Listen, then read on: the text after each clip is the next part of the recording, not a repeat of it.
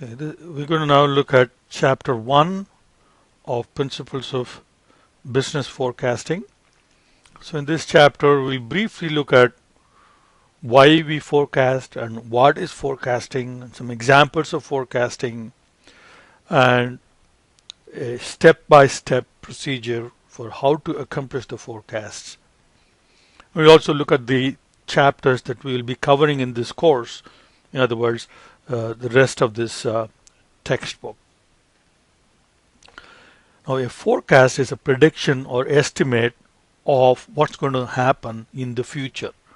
And forecast can be about weather conditions, or it could be about economic conditions in the future years, what the technology is going to be like in future technological changes. But in this course, we are restricted, or we're going to focus on demand forecasting. What is the demand for the products that we sell is going to be like in the future. And the purpose of forecasting is to supply or to provide basis for process planning. Okay, how much production we need to have in the future, or what kind of facilities, production capacity, human resource capacity, the skills, and so on. So a lot of other process planning depend upon what the future demand for our product is going to be. So the purpose of forecasting is to provide the starting point for all the other production planning processes. The purpose of planning is to form the basis for what course of action that we're going to take in the future to satisfy the demand of our customers. So the key concepts in why we forecast: what is the purpose of forecast? We just talked about that. What is the horizon? Horizon is how many time periods into the future we want to forecast for, okay, whether it is for the next day or next week or next year or next 5 years. So what is the forecasting horizon?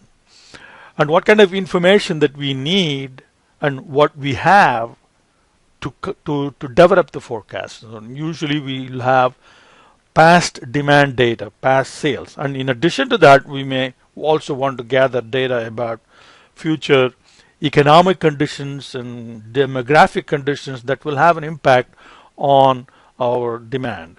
So information needed for forecasting needs to be looked at very carefully and gathered.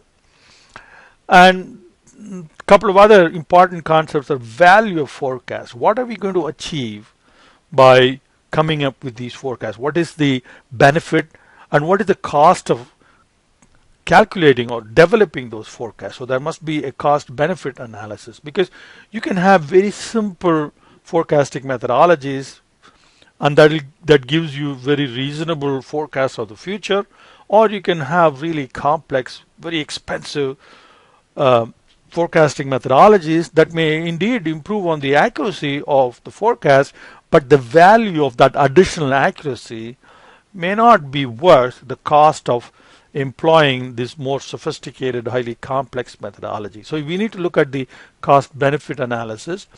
And finally, evaluation. Just because a particular forecasting methodology is giving you very good forecast now, it doesn't mean that it is going to continue to give us accurate forecast forever in the future. So you have to constantly evaluate how well the forecasting methodologies are doing and fine-tune as and when necessary and as and when needed as we go along. Now here is an example that your textbook gives as to how many companies actually do this evaluation. A lot of people do the forecasting but never go back and check how well the forecasts are, how accurate these forecasts are, how well the forecasting methodologies are performing. Instead, they just simply use it blindly. So this illustrates the importance of keeping track of how well a particular methodology that you've selected is continuing to perform in the future. So here are some of the things that we want to forecast. We want to forecast costs of various inputs. Of course, we want to forecast sales. And we have several levels at which we want to forecast. We have to forecast by industry, or forecast by region, or forecast by a market, or forecast by product groups. So there are many different levels at which we may want to do the forecasting. Of course, technology, what kind of new technologies are coming up in the future, what kind of new products those technologies will throw up, and things like that. And the political and social trend is very important because they will have an impact on sales. And now, of course, this is you can do this in a regional fashion and you can do this in a global fashion.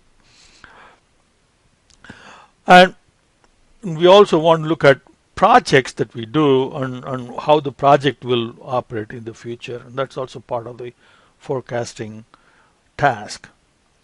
Now, the horizon that we talked about, so usually you can divide the horizon into three groups. Short-term horizon will be just a few days or a few weeks, and these are useful for day-to-day operations management. And you can also forecast for in the medium term. It will be like maybe on a quarterly basis. We want to forecast for the next 4 quarters or 6 quarters or maximum 8 quarters, so 1 to 2 years. And this horizon, the forecast of this horizon, is used for medium term planning, aggregate production planning, product planning, demand planning, and human resource planning, that kind of stuff. Long-term planning, which is over 2 years, is usually used for long-term capacity planning, building new plants, where to build new plants, and things like that. Now, forecasting problem structure. So you have, how do you aggregate your data? So if you want weekly forecast or daily forecast, you want to aggregate your data on a daily basis. Whereas if you want quarterly forecast, you need to aggregate your data on a quarterly basis. And also it depends upon what you want to forecast. If you want to forecast the demand, you want to have the data for demand. On the other hand, if you want to forecast what will be the growth rate in demand, how will it grow, what is the factor by which it will grow, then you want to organize the data, transform the data. We'll be talking about transformation of data quite a bit in a little bit. And we need to set that up first. Then, of course, you need to determine the horizon.